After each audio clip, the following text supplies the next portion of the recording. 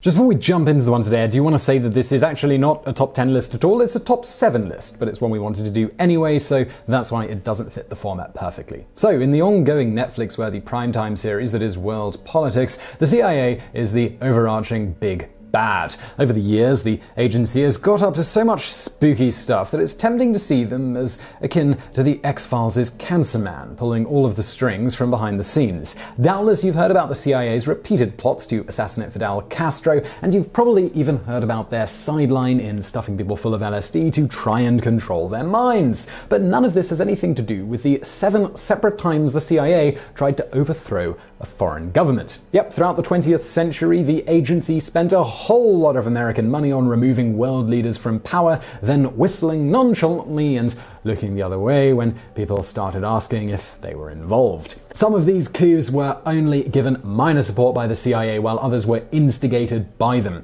In the video today, 7 times we know for absolute certain that American spooks toppled a government, and what happened next. Number 7. Iran, 1953. In 1951, Mohammad Mossadegh was swept into power in Iran on a promise to nationalize just about everything he could get his hands on. This played well with regular Iranians who were kind of fed up with the British owning almost all of their valuable companies, so Mossadegh's popularity only rose as he turned oil production over to the state. But the British government, well, they were less than thrilled, so much so that London decided to ask its BFF America for help in dealing with Mossadegh, and in 1953, Eisenhower sent in the CIA. The Iran coup wound up becoming the gold standard of CIA meddling. Working with Britain's MI6, agents organized the plotters, provided funds for the overthrow, bribed politicians, directed elements of the Iranian military, and churned out pro-coup propaganda by the absolute bucket load. Mossadegh was toppled and the Shah of Iran was installed in his place. Hooray for a US victory. Well, not so quick, because it turns out that the Shah was a really repressive dictator, and this led to his secular regime being overthrown in the 1979 Islamic Revolution. That's the revolution, by the way, that led to the hostage crisis and the now ongoing nuclear standoff. So, whoops-a-daisy. Number 6. Guatemala, 1954. Of all the continents, it would become Latin America where the CIA had the most fun with their coups, and it all started with Guatemala. Around the time that Mossadegh was being elected to lead Iran, Jacobo Arbenz was being elected to lead the small Central American nation of Guatemala. Like Mossadegh, Arbenz had a leftist tilt, and like Mossadegh, he attempted to nationalize an asset that was held by a Western company, in this case the land held by the United Fruit Company. And just like Mossadegh, the CIA decided the cleverest thing to do would be to help a paramilitary force overthrow him. You can read the full story of this on the CIA's own official government website, by the way, but it goes something like this. U.S. Ambassador to Guatemala John Puferoy took control of operations and helped Guatemalan military leaders to create the impression that a paramilitary force was about to overrun the capital. Arbenz snapped and bolted. The government fell, and a new dictator that was friendly to America was installed. On the plus side, the coup was basically bloodless, but on the downside, the repressive dictatorships that followed for decades certainly weren't. The coup also took its toll on the CIA. They used the same model for the Bay of Pigs invasion, which, well, let's just say it didn't exactly go great. Number 5. The Congo, 1960. After Iran and Guatemala, the CIA took a well-deserved 6-year break from coupping to rest on their laurels. While most of the countries featured in this video probably wish they'd stay there, you can't keep a good agency out of the game for very long, and 1960 was an interesting year to be in that game. Belgian Congo, today the Democratic Republic of the Congo, or DRC, had just got its independence, and the new government was taking baby steps towards nationhood. For the American spooks watching, that meant it was time for one thing: some good old-fashioned Cold War-style psychological warfare. The unfortunate guy who got caught up in all of this was the Prime Minister, Patrice Lumumba. He was a Pan-Africanist whose whole deal was wanting to make sure Belgium never ever returned to his nation. The CIA mistook his hostility towards Belgian companies as anti-capitalism and started egging on factions in the army that wanted Lumumba dead. Eventually, Lumumba realized what was happening and turned to the Soviets for support during the Congo crisis. By this point, the CIA didn't even need to do anything. Fearing a Soviet-backed coup, the president of the Congo had Lumumba arrested with the US Army's help, and he was executed. This was one of those coups where the CIA only played a peripheral role, but the damage, it was still done. Lumumba's death is still one of the biggest events in the history of the DRC.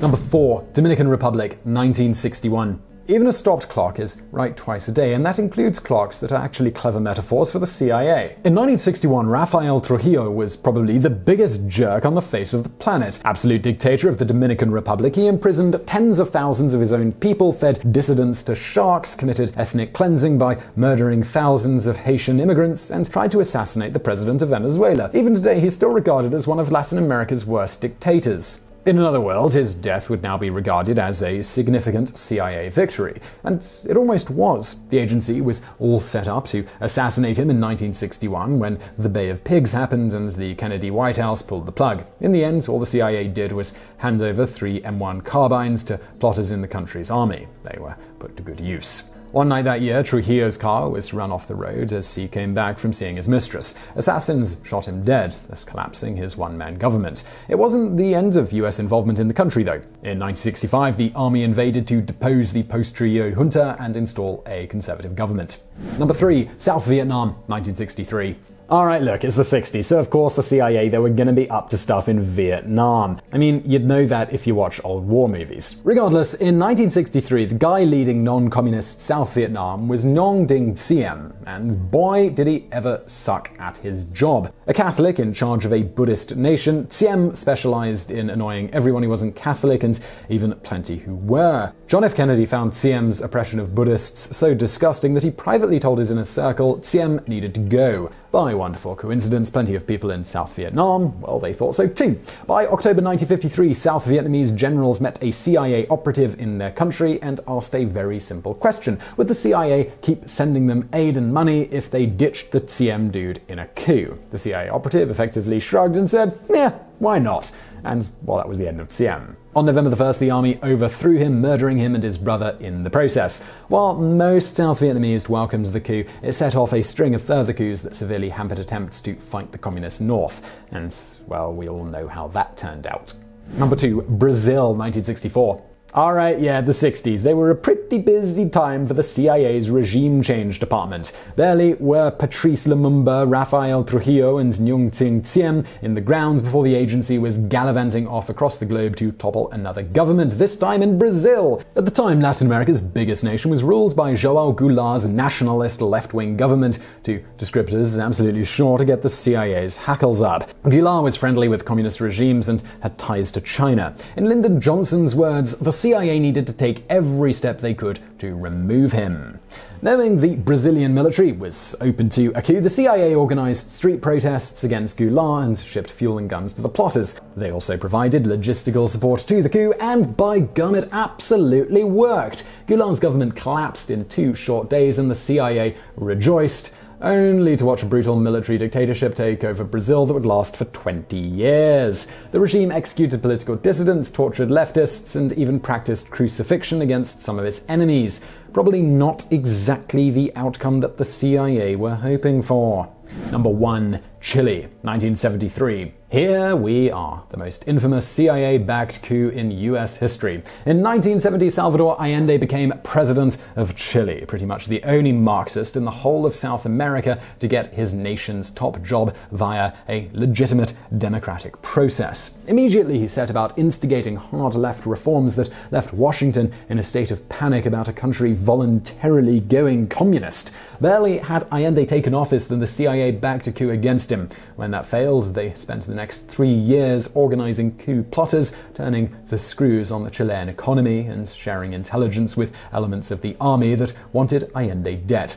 As the CIA's website tells it, the agency stopped short of actually supporting the next coup attempt in 1973, but they knew about it in advance, didn't condemn it, and the plotters took that as a sign that the US had their backs. Alright, so what happened next? Well, the Chilean Air Force bombed the presidential palace on September 11th, 1973, and Allende committed suicide. A general known as Augusto Pinochet took control and spent the next 15 years perfecting the art of embezzlement and torture, stealing $17 million from the nation, having over 3,000 dissidents killed and another 28,000 tortured. Compared to a track record like that, it's hard to see how Allende could have possibly been worse. So I won't ask whether you enjoyed that video, but I sure do hope you found it interesting. I know it was only 7, but we really wanted to cover those 7, and we didn't feel like another 3 could really work in that list. If you like this video though, do give it a like and subscribe for more stuff like this every day of the week. And if you want something else to watch, I got another channel, Biographics, link to that on the screen as well as below. Also another video from that channel and this channel also on the screen. Click on whatever you want, if you want to. Otherwise, I'll just see you in the next video.